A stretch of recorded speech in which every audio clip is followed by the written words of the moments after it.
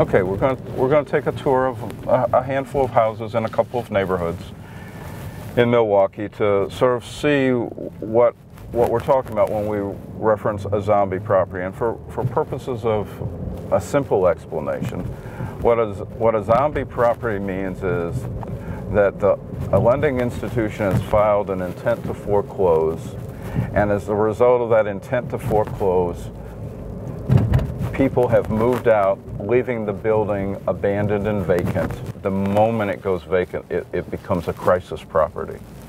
That property starts getting attacked by the criminals. That property starts being the location where criminal activity takes place. Typically, when we say a zombie property, we mean it hasn't gotten to sheriff's sale yet, which means it's still in ownership limbo. All right, so as you can see, they've been pulling all the siding off of the building because it's steel siding. They can run it on over and get a few pennies a pound. We're boarding up properties. We're cutting the grass. Tall grass sends the message that it's abandoned. So it's like putting a big old sign out there to the criminal element. Come break into us.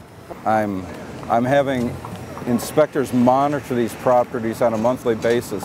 All of that is pulling away from other things that we would actually want to be focusing on. But when you think about the things that can damage our community the most, it's these guys. It's the vacant buildings. Then you just sit and you babysit this, waiting for it to go through the tax foreclosure process. It comes to the city's hands.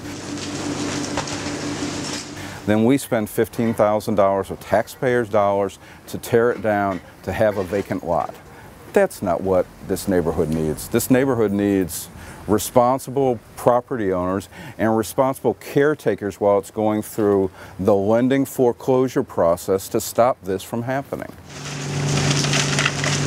Well, I think the solution is the lending institutions have the right, the moment the property goes vacant, they have the right to request a 5-week accelerated sheriff's sale. So it's really in the hands of the lending institutions. I think the question is, why won't the lending institutions do what's good for the community? What's good for these children who are playing in the house right next door isn't to have a pile of rubbish looking like this. So they're the ones that can make it happen. This is sending that message into small children's minds that this is what my future is. And this isn't what children's future in Milwaukee is, but this certainly tells them that's what it is.